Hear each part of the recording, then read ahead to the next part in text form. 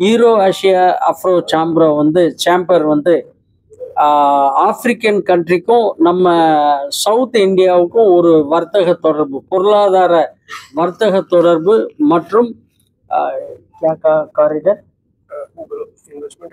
Investment and global காரிடருக்காக ஒரு arrangement பண்ணியிருக்கோம்.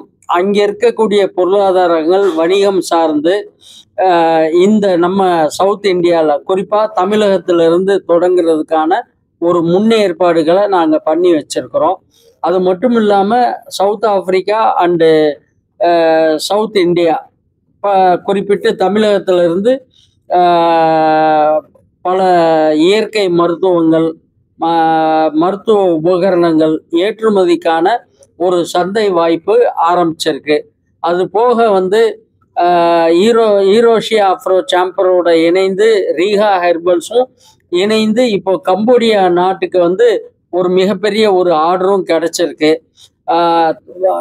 இந்த ஈரோஷியா அஃப்ரோ சேம்பர் நம்ம தென் தமிழகத்தை, நம்ம தமிழகம் மற்றும் சவுத் இந்தியா அனைத்து தூதரகத்தோட ஒரு ஒப்பந்தமும் போட்டிருக்கோம். அந்த ஒப்பந்தத்தின் வாயிலாக இப்போ கொஞ்ச நேரத்துக்கு முன்னாடி கூட இவர் நம்ம ஸ்ரீலங்காவினுடைய வைஸ் அம்பாசிடர் வந்துட்டு போனாங்க. ஒரு மிகப்பெரிய வர்த்தக தலமாக தமிழகத்தை தலைமையிடமாக கொண்டு தென் இந்தியாவை வந்து ஒரு வர்த்தக சந்தை இருக்கக்கூடிய இடமா மாற்றிக்கிட்டு இருக்கோம். ஏற்கனவே உங்ககிட்ட சொன்ன மாதிரி டயா பூஸ்டர் உலக அளவில் ரீஹா ஹெர்பல்ஸினுடைய தயாரிப்பான சர்க்கரை நோயாளிகளுக்கான ஒரு ஃபுட் சப்ளிமெண்ட்டாக டயா பூஸ்டர் இருக்குது. அந்த டயா பூஸ்டர் ஆரம்பித்து இப்போ 2 மாதங்கள் ஆகுது. இப்போ புதுசாக சிங்கப்பூரு, கம்போடியா மற்றும் வேறு சில நாடுகள் இப்போ பேச்சுவார்த்தையில் மொரோக்காவும் வந்து இணைஞ்சிருக்காங்க. ஸோ தமிழகத்திலிருந்து தென்னகம் முழுவதும் வர்த்தக தலமாக உருவாக்கக்கூடிய ஒரு சூழலுக்கான ஒரு பத்திரிகையாளர் சந்திப்பு தான் இது. Any questions? வந்து ஈவி வந்து ரொம்ப முக்கிய அங்கம் வகிக்குது. இப்போது ஆப்பிரிக்கா கண்ட்ரிகளில் வந்து இப்போ ஈவி மோட்டார் சைக்கிள் அதெல்லாம் மிகப்பெரிய சந்தை அங்கே இருக்குது. அவர்கள் இதனுடைய தேவை உள்ளவர்களாக இருக்காங்க.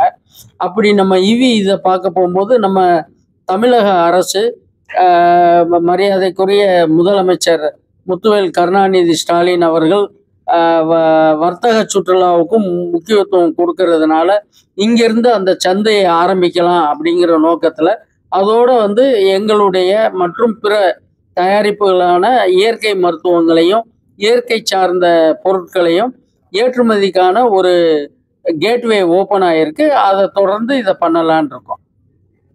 பல நாடுகள்ல இருந்து முதலீடுகளுக்கான, அதாவது ஈவி ப்ளஸ் மருத்துவ உபகரணங்கள் இதுகளுக்கான முதலீடுகளுக்கு வந்து பேசிட்டு இருக்காங்க. சில கம்பெனிகள் MODயும் போட்டிருக்காங்க. அதற்கான ஒரு பத்திரிகை சந்திப்பு தான் இது. அப்படி இல்லை, ஒரு கம்பெனியான இப்போ நாங்கள் மட்டும் இதில் ஆர்வம் செலுத்தி உங்களோட சந்திப்புகளை ஏற்படுத்துறதுனால நாங்கள் டயா பூஸ்டருக்கான ஒரு ஓப்பனிங்காக தான் இதை பார்த்தோம். இப்போ வந்து பல கம்பெனிகளுக்கான தேவைகள் அங்கே இருக்கு. அந்த இடத்துல ஒரு தூதுவராக எங்களுடைய நிறுவனம் இணைஞ்சு அவர்களுக்கும் நம்ம இங்கே இருக்கக்கூடிய கம்பெனிகளுக்கும் ஒரு தூதுவராக இணைஞ்சு ஒரு வர்த்தக தளத்தை உருவாக்கலான் இருக்கோம். அவங்கள பொறுத்த வரைக்கும் 100 கோடியும் இருக்கு, 200 கோடியும் இருக்கு. இப்போ ஈவி சம்பந்தப்பட்ட இதுக்கு போகணும்னா மினிமம் ஒரு 500 கோடி ரூபாயாவது அவங்க வந்து பொருளாதார முதலீட்டுக்கு வர்றாங்க. ஊக்குவிப்பான திட்டத்துக்கு தான் நாங்கள் வந்து அவங்களே எல்லாத்தையும் பார்க்க முடியாது இல்லையா. அவங்க வந்து ஒரு தளத்தை உருவாக்கி கொடுத்துட்டாங்க. அந்த தளத்தை வந்து நம்ம பயணிக்கணும் அப்படின்னா சுய இன்ட்ரெஸ்ட்ல தான் முடியும்.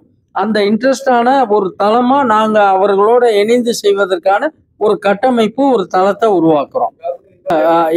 எல்லா வித தூதரகத்துக்கும் சரி, தமிழக அரசுக்கும் சரி, மத்திய அரசுக்கும் நாங்கள் முறையான இந்த முன்னேற்பாடுகளை நாங்கள் அவங்களுக்கு தெரிவிச்சிருக்கோம். நான் IM ஹனீஃப், சேர்மன், ஜிங்கா groups. India head Eurasia Afro chamber. அருகில் அமர்ந்திருக்கிறவங்க ஈரோஷியா அஃப்ரோ சேம்பரினுடைய சேர்மன் ரோஹித் குப்தா மற்றும் சாதிக் ஹுசேன், சேஷகிரி, இப்ராஹிம், ஷீஃபாராணி இவங்க இதனுடைய ஆலோசனை குழு தளத்தில் இருக்காங்க.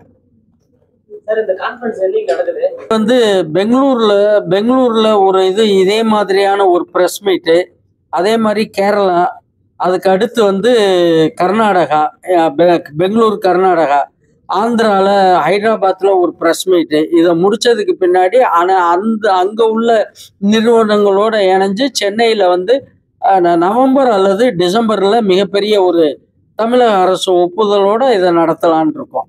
3 கான்ஃபரன்ஸ் அங்கே நாங்கள் வைக்கணும். வச்சுட்டு அந்த கம்பெனிகள் இப்போ நிறையா வந்து எங்களுக்கு இது கொடுத்துருக்காங்க. அவங்களோட முதல் சுற்று 2ஆம் சுற்று பேச்சுவார்த்தை இருக்கு.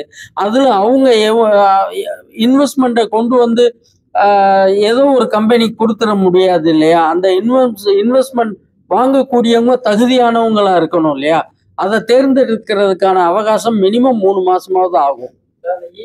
உபகரணங்கள் இப்போ யதார்த்தமா இப்போ எங்களுக்கு வந்து வந்திருக்கிற கானா, லைபீரியா, மொரோக்கோ இந்த மாதிரிங்க. ஸோ ஏற்றுமதிங்கிறது ஒப்புதலோட எக்ஸ்போர்ட் பண்ண போறோம். இங்க அதுக்கான கட்டமைப்புகள் கம்பெனிகள் நிறைய இருக்கு. இங்க உள்ளவங்களுக்கு எது தேவையோ ஆப்பிரிக்கா கண்ட்ரில இருந்து இங்க கொடுப்போம். ஆனா அதே சமயத்துல இங்க இருக்கக்கூடிய பொருட்கள் தான் அங்க நிறைய தேவையா இருக்கு. ஏற்றுமதி தான் அவர்கள் விரும்பும் பட்சத்துல இங்க இருக்கக்கூடிய இங்க அவர்களுடைய பொருட்கள் எது தேவை இருக்கோ அது இறக்குமதிக்கு ஏற்பாடு.